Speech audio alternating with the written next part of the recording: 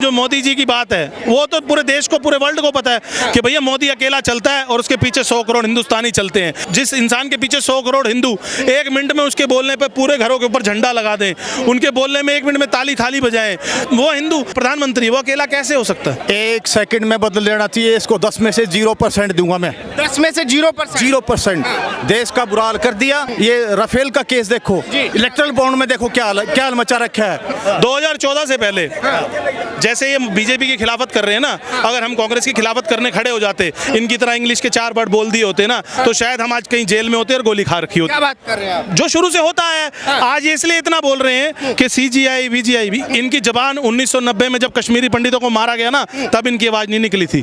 84 के अंदर जब दंगे हुए थे ना, इनकी आवाज नहीं निकली। 2016 के अंदर गाड़ियों से उतार कर आज जो सैनी साहब की बात कर रहे हैं, OBC के लोगों की, पंजाबियों की गाड़ियों से उतार के जाट आंदोलन के अंदर बलात्कार किए गए। वहां पे आज से ये ऑन द रिकॉर्ड देख लेंगे, गूगल पे रिकॉर्ड के पढ़े लिखे हैं ना गूगल के, उसमें लिखे हुए थे 9 बच्चियों का बलात्कार हुआ, शादीशुदा लेडीज का। वो आंदोलन इनको नहीं दिखा था। ये वो पढ़े लिखे लोग हैं। भैया देश के अंदर विकास, जिन्होंने आंखों के अंदर ऊपर पट्टी बांध रखी है, उन्हें तो 2014 से बाद का विकास नजर आना ही नहीं है। क्या बात है भाई साहब? बिल्कुल जिनको देखो पर्सनली RSS से खुंदक है, पर्सनली BJP से खुंदक है, पर्सनली हिंदुओं से खुंदक है, उन्होंने कभी जिंदगी का विकास समझना है? वो कभी राम मंदिर के खिलाफ, कभी 370 के खिलाफ, कभी कोई 5 लाख के बीमा के खिलाफ, कभी कोरोना की वैक्सीन के खिलाफ, उन्होंने तो भोगना ही भोगना है। क्या कह सकते हैं? देखो आपके माध्यम से मैं भोगना बोल रहा हूं बोलने को, क्योंकि देखो जो चीज जिसको समझ नहीं आएगी उसका कंपेयर तो मैं कुत्ते से ही करूंगा, क्योंकि कुत्ते को भी कभी कभार समझ नहीं आती, कितना ही समझा लो।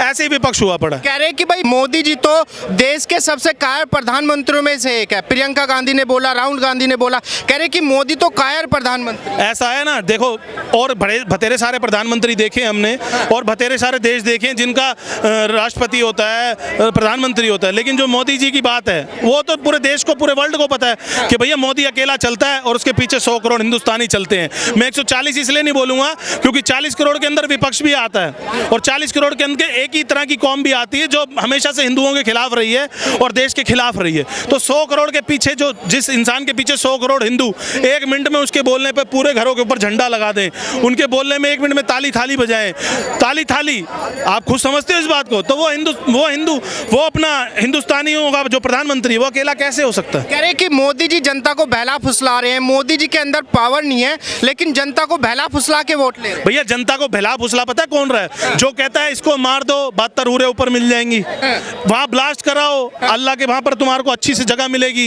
ये बहकाना होता है। मोदी का काम है मैंने कोरोना की वैक्सीन निकाली है, सारे मिलके जाओ और सारे हिंदुस्तानियों को पहुंचाओ, ये बहकाना। 5 लाख का बीमा दिया, जिसको जरूरत है सर्वे करो और उनको 5 लाख का बीमा पहुंचाओ। सिलेंडर 800 रुपए का मतलब मिल रहा है, जितनी नारियों को फ्री में चाहिए वो फ्री में बांटो। बिजली जहां जिस स्टेट के अंदर नहीं है, जिस गांव के अंदर नहीं है, वहां पहुंचाओ।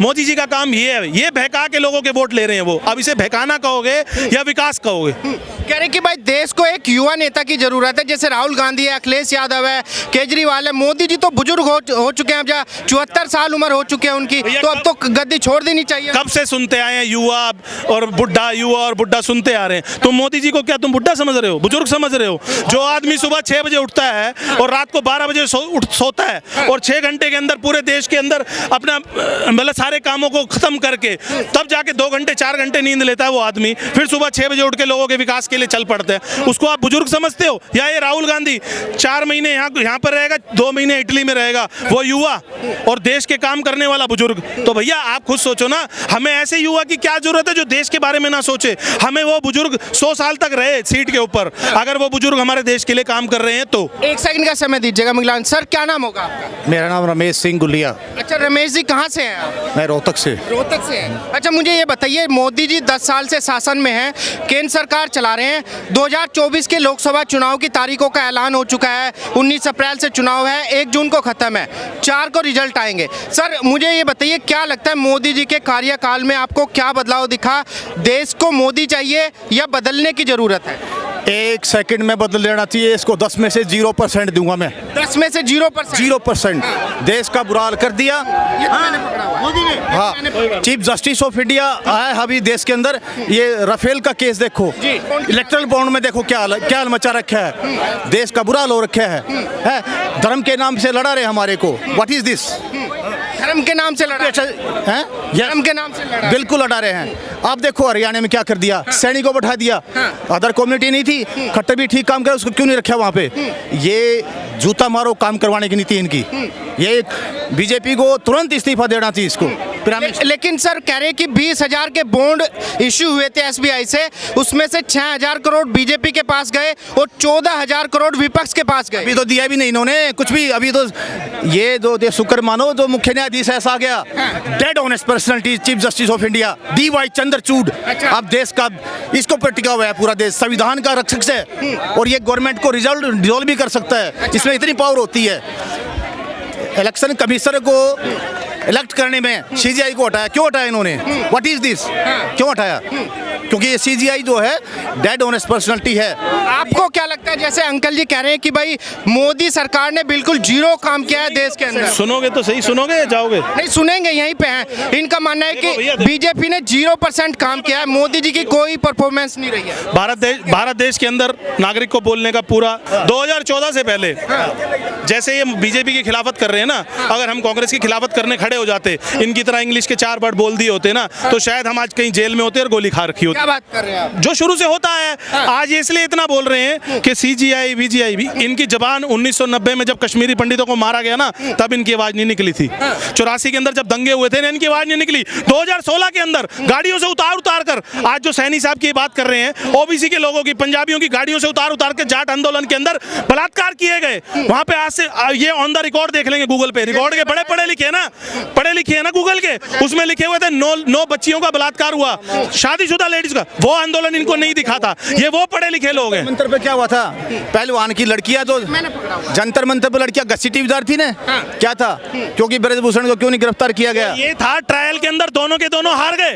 वो ये था, ब्रिजभूषण जी की कहने की बात ये थी कि इन दोनों को पहले ट्रायल पास करना होगा, जब जाके नेशनल या इंटरनेशनल। एक सेकंड, लेकिन उसी को लेके बीजेपी सवाल उठा रही है कि भाई हमारे जो ब्रजभूषण है उनके ऊपर आरोप था, तो बीजेपी ने इस बार उनका टिकट काट दिया। लेकिन FIR भी सुप्रीम कोर्ट के आदेश से हुई थी। हाँ, बिल्कुल हुई थी। मैं आपकी बात से सहमत हूँ, लेकिन वो कह रही है कि जो लोग इस देश के 2 टुकड़े करने की बात करते हैं, कांग्रेस उनको टिकट देती है। इन्होंने अभी बोला, इन्होंने कहा बीजेपी सिर्फ धर्म के नाम पे वोट मांगती है। 1947 में इनसे पूछो ना बीजेपी कहाँ थी जब बंटवारा हुआ था? पूछो एक बार, जब बंगाल अलग हुआ कहाँ थे? कहाँ थी बीजेपी? गवर्नमेंट ने काम नहीं किया, तभी तो इसको लेके आए थे बीजेपी को।